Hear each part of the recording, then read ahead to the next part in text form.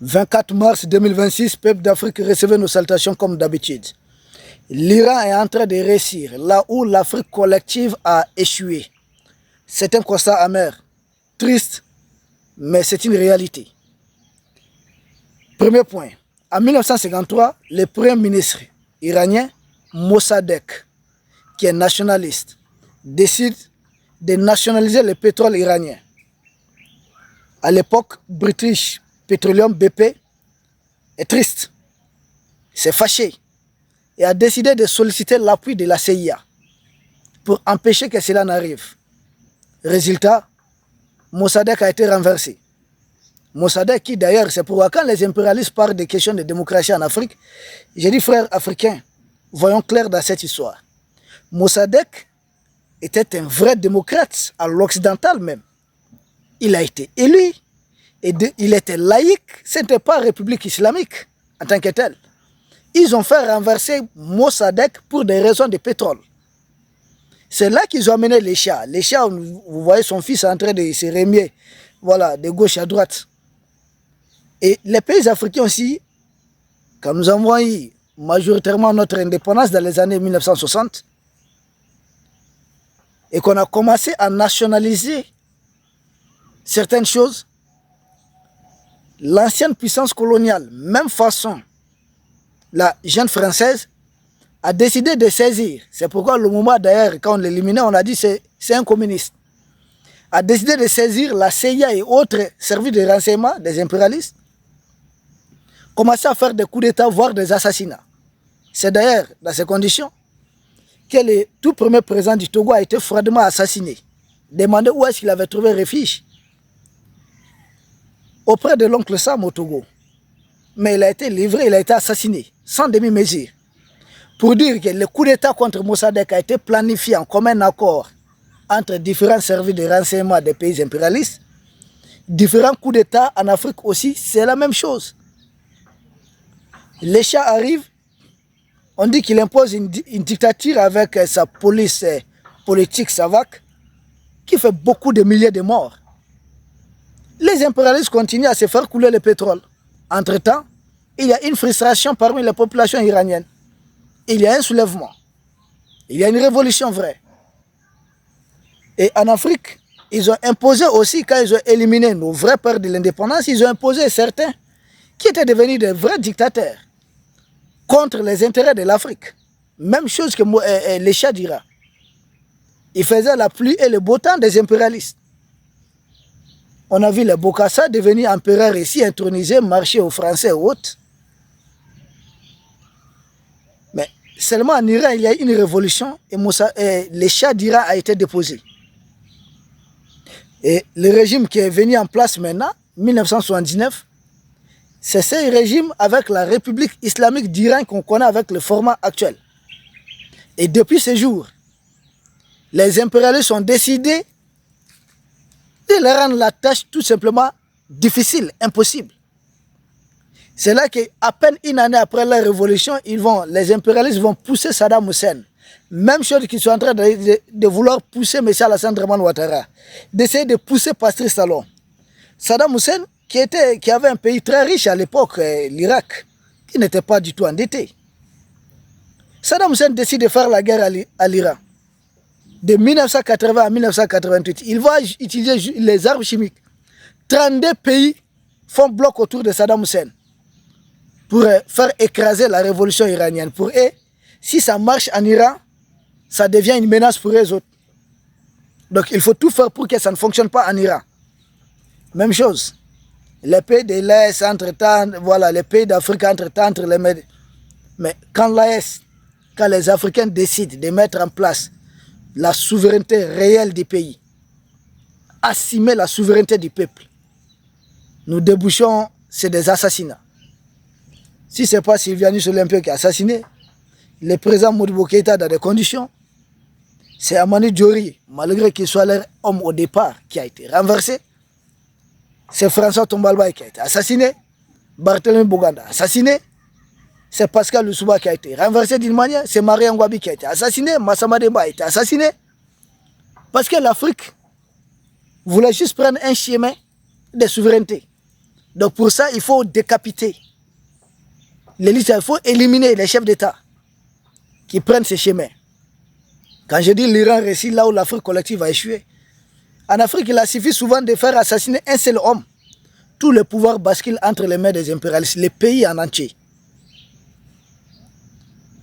Quand on a renversé le guide Thomas Sankara et ses compagnons, qu'il repose en paix, Blaise Compaoré a remis les pays entièrement entre les mains de la jeune française. Quand on a enlevé le président Laurent Gbagbo, Alassane Dramane Ouattara a remis les pays entièrement entre les mains de la jeune française. Quand le général Mathieu Kérékou n'est plus là, aujourd'hui les Patrice Talon sont en train de remettre les pays entièrement entre les mains de la jeune française. Mais en Iran, le guide a été éliminé. Mais le pays, le régime n'est pas tombé. Le guide a été éliminé, d'autres personnalités éliminées, mais chaque fois, il y a des gens qui viennent remplacer et qui sont encore beaucoup plus radicaux que leurs prédécesseurs. Pourquoi en Afrique, quand on élimine un seul individu, tout le pouvoir tombe? Pourquoi c'est comme ça? En Iran, ils ont mis en place un système qui est très solide, où les traîtres ont du mal à prospérer. Regardez le comportement du fils du Shah d'Iran, qui malgré cela, je dois reconnaître au moins une chose à ce monsieur, malgré qu'il a appelé au bombardement contre son pays, que je condamne, pour moi c'est vraiment un traître. Mais au moins quand Donald Trump a décidé de bombarder les centres énergétiques de l'Iran, c'est des infrastructures civiles qui profitent à tout le monde. Il a dit non. Combattez le régime, mais ne vous attaquez pas aux infrastructures civiles. Ça appartient à tous les Iraniens. Il a dit ça. Il est logé chez eux, ce sont ses boss. Mais au moins, il a compris ça. Il a dit, ça, ce n'est pas propre, ça appartient au pays. Mais chez nous, ici, nous voyons des mercenaires politiques qui se réunissent avec des terreaux en Italie, à la demande de la jeune française, en train de comploter, attaquer les citernes, attaquer les usines, attaquer les pipelines, attaquer Tata. Mais c'est une honte, c'est une déception. C'est pourquoi je dis l'Iran est en train de réussir là où l'Afrique collective a échoué. Et quand l'Iran réussit encore, regardez la défense. Jusque-là en Afrique, l'oncle Sam n'a pas combattu frontalement, directement un pays africain, à part ce qui s'est passé en Libye. Et là aussi, ils sont venus en bloc, comme une meute. Ils sont venus ensemble, ils ont agressé la Libye, détruit la Libye. Mais tous les autres pays africains, il y a toujours un pays qui prend les devants. L'oncle Sam et d'autres là sont en train d'appuyer derrière. Et nous avons toujours échoué. Les Iraniens ont compris qu'ils sont à peu près à 90% des Perses. Même peuple, même civilisation. Ils le disent, il n'y a pas longtemps, il y avait tellement d'Iraniens dans la rue, même si c'est le Mossad et autres là qui les manipulaient pour renverser le pouvoir. Mais quand on a commencé à bombarder le pays, beaucoup de ces gens, je n'ai pas dit tout le monde, certains d'entre eux ont dit non. Si c'est comme ça, on soutient d'abord le pays. Quand nous allons triompher de l'ennemi extérieur, entre nous à l'intérieur, on pourra régler nos comptes, on pourra solder nos comptes. Ce qu'on a demandé à certains Africains, non. Ils sont allés chez Emmanuel Macron, on va les aligner sur la position des terreaux. Ils vont essayer de trouver des trucs.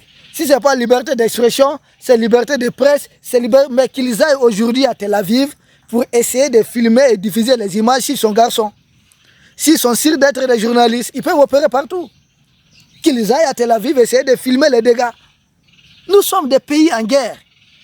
On ne peut pas permettre à certains badauds qui ont été à l'école des impérialistes sans comprendre. On a fait, comment on appelle ça? Un lavage de cerveau à ces gens. Ils ont leur corps physiquement, mais leur cerveau ne leur appartient plus.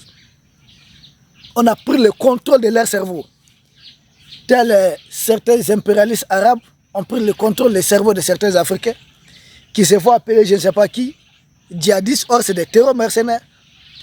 Ils mettent une ceinture explosive et puis ils crient et puis ils se font exploser. Vous faites ça? Vous vous donnez la mort? Et ils disent ils n'ont pas peur, ils ne vont pas reculer. Mais seulement quand l'armée malienne pointe, ils se mettent à foutre. Ils s'apprennent même à ceux qui ont dénoncé leur position. C'est du banditisme. L'Iran est en train de réussir là où l'Afrique collective a échoué. Nous autres Africains, nous sommes les mêmes peuples. Partout. Et ici, en Afrique de l'Ouest, jusqu'à, je ne sais pas, en Afrique du Sud. Presque tous les Africains qu'on appelle l'Afrique subsaharienne, qui est même une insulte. Mais on laisse tomber ça. Tous les Noirs africains ont été victimes de la même chose qu'on appelle l'esclavage. Ça veut dire quoi? Ils considèrent que nous sommes une grande civilisation, un seul grand peuple. Et nous sommes combattus dans notre ensemble, pas en fonction des frontières coloniales. Ça, c'est pour nous endormir. Ils nous combattent. Ils nous réduisent à l'esclavage. Ils ont joué avec nous les impérialistes, certains pays arabes. Après, c'est la colonisation. Après, c'est le néocolonialisme. Ça continue et nous sommes incapables de parler d'une même voix. Certains Africains sont même en train de soutenir des terroristes. Certains Africains, pas soutenir les terroristes, se transforment même en terroristes contre d'autres Africains. C'est aberrant. Et pour une défense commune, il faut parler d'une même voix. À présent, les pays de l'AES qui sont les plus engagés dans la lutte contre toute forme d'esclavage à l'endroit des Africains, on a vu l'Institut des peuples noirs qui a été ouvert il n'y a pas longtemps par son excellence, relancé par son excellence le capitaine Ibrahim Traoré. Nous saluons les frères qui ont été nommés à ce niveau. Les pays de l'Est, les dirigeants de l'Est, quels sort les d'autres pays africains les réservent? On dit qu'ils sont sanctionnés, ils sont suspendus au niveau de l'Union africaine. Ils ne doivent pas siéger là-bas. Parce qu'ils ont dit non au système du maître. Au système du maître. Avons-nous fait la guerre contre notre pays africain? Non. Sommes-nous allés voler un autre pays africain? Non. Est-ce que nous sommes mis à expulser des citoyens africains? Non. Qu'avons-nous fait comme crime au reste de l'Afrique pour mériter ce qu'ils sont en train de faire? Tout simplement parce que l'Union africaine n'est pas africaine. Elle est l'union des dirigeants africains entre les mains des pilleurs de l'Afrique, entre les mains des voleurs, entre les mains de ceux qui sont en train d'esclavagiser les Africains. Donc des dirigeants, l'union des dirigeants africains qui acceptent ce sort. Et tout dirigeant qui dit non à cette politique doit être combattu, doit être sanctionné. C'était le pays de la CEDEAO. Revenez dans la démocratie, revenez dans ça. J'ai dit les États-Unis disent protéger le Qatar. La France qui vous dit qu'il faudrait faire la guerre de la démocratie contre les pays de l'AES, elle dit quoi? Qu'elle a des intérêts au niveau des monarchies de Golfe, qu'elle est en train de protéger les Émirats arabes unis, et les États-Unis, et la France, et d'autres puissances occidentales, protègent ces pays-là. Mais lequel de ces pays est une démocratie? Est-ce que les Émirats arabes unis est une démocratie? Non. Non. Mais tout le monde va là-bas. Ouais, tout le monde va faire affaire là-bas. Ce n'est pas une question de démocratie. C'est une question de continuer d'esclavagiser. Ils ont accepté que d'autres peuples, au moins, se développent. Mais pour eux, l'Afrique noire ne doit pas du tout se développer car c'est une menace. Un seul pays d'Afrique noire développé va pousser d'autres pays à se développer. C'est pourquoi, c'est triste de le dire, nous nous donnons rendez-vous dans la mer Méditerranée, dans l'océan Atlantique. Nous sommes en train de perdre nos bras valides. C'est fait exprès. Ce n'est pas qu'ils ne voient pas ces bateaux depuis leur départ. Ils ont les radars, ils ont tout pour ça. Ce n'est pas une armée qui pourra quitter Tripoli, aller les envahir, ça qu'ils ne s'en aperçoivent, et ça qu'ils ne puissent détecter ça dès le départ. Mais pourquoi ce n'est pas le cas? Pourquoi ils ne parviennent pas à voir les Africains? Donc l'Iran est en train de réussir là où l'Afrique collective. Les peurs sont compris. Et autour de l'Iran, regardez même leur tendance religieuse fait bloc. Les chiites. Il y a l'axe perse, les différentes populations qui parlent perse ou un dialecte perse, parce que des langues comme les tadjiks et autres, il s'agit de variantes. Mais quand vous allez au-delà, les Liban aujourd'hui, une partie du Liban, les Hezbollah, c'est pas que c'est des Perses comme les Iraniens. Il s'agit des chiites. Ils se voient, nous sommes au moins un bloc. Parce qu'on est frères biologiques, ou bien frères idéologiquement, ou on est frères, comment on va dire, de tendances religieuses. C'est-à-dire on se retrouve au sein d'une même religion, j'ai dit tu es mon frère. ou même idéologie, politique ou autre, peu importe. Idéologie, on est frères. Ou nous sommes frères biologiquement, nul n'a choisi ses parents. Les Hezbollah chiites alliés aux Iraniens. Ensuite, de l'autre côté, les Houthis du Yémen sont alliés aux Iraniens pour le même motif. C'était les Alaouites avec Bachar al-Assad, alliés aux Iraniens pour le même motif. Même Azerbaïdjan, grand allié d'Israël qui est frontalier, qui a une frontière terrestre avec l'Iran, hésite à entrer dans quoi que ce soit. Parce que l'Azerbaïdjan, la population est turcophone, mais leur religion, ce sont des chiites. Au moins, ils ont une bonne raison pour se retrouver et refuser de se faire la guerre. Les Hamas, soutenus par l'Iran aujourd'hui, qui est une fabrication, il faut le dire au départ, par Israël, pour affaiblir l'organisation de libération de Palestine, à l'époque dirigée par Yasser Arafat, paix à son âme. Mais les Hamas, là, c'est des sunnites. Ils n'ont rien à voir avec l'Iran. Mais ils se retrouvent dans la même idéologie. Face aux mêmes ennemis, ils font bloc commun. Sinon, les Hamas, là, ce sont des sunnites. L'Iran est chiite. Mais ils font bloc commun parce que face à des intérêts communs. La Turquie, qui jusqu'à présent, je ne sais pas demain, n'a pas encore décidé de faire quoi que ce soit contre l'Iran.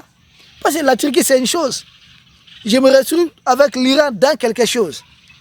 Et puis, toute force qui pourra enlever l'Iran, c'est les Kurdes qui sont utilisés, qui ont déjà été utilisés comme des rebelles en Turquie, des PKK. Les mêmes Kurdes, quand ils finissent avec l'Iran, ils pourront se retourner contre la Turquie. Et surtout que leurs rêves les plus absolus, ils ont tout été manipulés parce qu'on sait d'eux qu'ils veulent d'un État. Une partie de l'Irak, une partie de la Syrie, une partie de la Turquie et une partie de l'Iran. Et aucun de ces pays ne veut ça. Le Pakistan, c'est quelque chose. Pourquoi le Pakistan aujourd'hui est en train de vouloir mener les pourparlers? Donc, les Iraniens ont réussi là où l'Afrique collective est en train d'échouer. Nous sommes un grand peuple. Nous souffrons tous pour la même cause parce que nous sommes des Noirs. C'est triste de le dire, mais c'est ça la vérité. Si on avait peut-être une autre couleur, nous connaissons le racisme. Si on avait une autre couleur, peut-être, ça pouvait. Mais nous souffrons en grande partie à cause de quoi? C'est nous qui avons été esclavagisés. Nous dénonçons le racisme sous toutes ses formes. Nous rejetons ça, mais c'est triste. Donc nous autres qui sommes une même grande civilisation, un même grand peuple, malgré des variations, bien nos cultures qui se diffèrent par endroits, nous pouvons nous retrouver en tout cas dans quelque chose.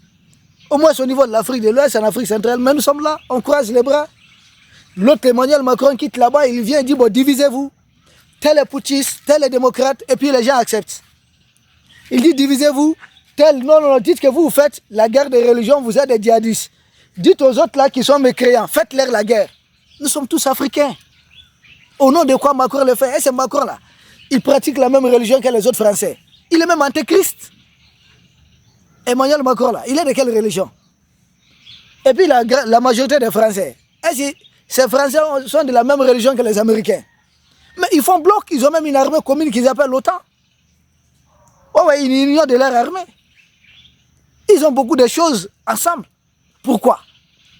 Pourquoi de part et d'autre? Vous connaissez la raison. Ils se voient comme un même peuple. Des gens qui ont à peu près la même, même origine. Parce que les États-Unis, c'était des Amérindiens. Où sont-ils passés? Ils savent tout ça. Le Groenland, d'autres, ils sont en train de se disputer aujourd'hui. Il y avait quoi là-bas? Qui habitait Groenland? Qui habitait le Canada? Et aujourd'hui, ils partent. Autrefois, ils se sont fait les guerres. Guerre franco-prussienne, Première Guerre mondiale, Deuxième Guerre mondiale, guerre de 100 ans entre Français et Britanniques. Maintenant, ils ont dit, au lieu de nous faire la guerre, on se donne la main. Nous allons faire la guerre à d'autres peuples du monde. Et les Perses ont compris ça. Les Perses ont compris. Ils résistent bien. Et nous autres, quand est-ce que nous allons comprendre que si nous donnons la main, nous sommes plus d'1 milliard de personnes. Personne ne pourra nous intimider. Personne ne viendra voler nos ressources. Personne ne pourra dire tel on va te renverser ou bien tel on va te protéger au pouvoir. Comment des gens Ouais, c'est pas possible, quoi. J'espère seulement qu'un jour, nous, Africains, nous allons comprendre tous leurs petits pièges et nous allons parler d'une même voix. L'Iran est en train de réussir. Là où l'Afrique collective a échoué. L'Afrique dans son ensemble. Regardez comment les Iraniens se défendent. Ils profitent de leurs collines, de leur position géographique. Nous avons les mêmes positions géographiques. L'Iran fabrique ses missiles parce que l'Iran dispose des terres rares, dispose du pétrole, dispose d'autres ressources. Nous disposons ici des terres rares, du pétrole, tout, coltan, cobalt, tout. Mais nous sommes toujours un peuple esclavagisé. Ça ne nous fait pas mal. Ça doit nous faire mal. L'Iran est en train de réussir.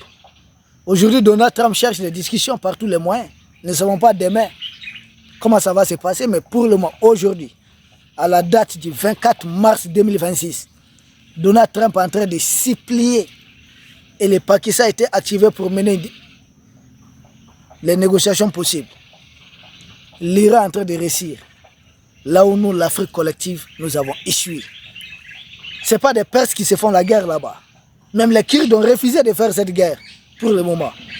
Mais nous, ce n'est pas des Français ou bien des Américains ou bien des Anglais qui viennent nous faire directement la guerre. Ils recrutent chez nous, généralement. Regardez Blaise qui a été recruté pour c'est qui? C'est un frère à Thomas. Regardez les Ouattara, ce qu'ils ont fait au président Gbagbo et autres. C'est la même chose. Nous devons nous ressaisir, comprendre leur jeu. Ils ne doivent pas être beaucoup plus intelligents que nous. Naturellement, ils ne sont pas intelligents que nous. Je comprends que leur école a été le piège le plus monstrueux contre nous. Parce que comme le dit un personnage dans l'aventure ambiguë de Cheikh Hamidou Kane, paix à son âme, nous allons envoyer nos enfants à leur école pour apprendre à vaincre sans avoir raison. Malheureusement, nous avons envoyé les enfants africains à leur école. Ils sont devenus leurs représentants contre les populations d'Afrique. C'est ce qui nous arrive. Et c'est très triste. C'est dommage. Alors, qu'est-ce que nous pourrons dire en conclusion? Regardez même l'économie. L'Iran, 45 ans. Les gens ont supporté, on a vu des femmes sortir donner leur or comme effort de guerre. Les peuples cotisent. Ici, vous parlez des taxes de 10% pour contribuer à l'effort de guerre. C'est les mercenaires politiques qui se mettent à manipuler des gens. N'acceptez pas, c'est comme ça. Comme si chez leur maître là en France, aux États-Unis, il n'y a pas de taxes. Nous, les malheurs de l'Afrique, ce sont les diplômés africains, en grande partie. Beaucoup de diplômés africains sont devenus des agents de l'ennemi contre l'Afrique. C'est triste, mais c'est comme ça. Peuple d'Afrique, nous vous remercions. Nous espérons vous retrouver demain pour un autre sujet au sommet de l'actualité. Merci.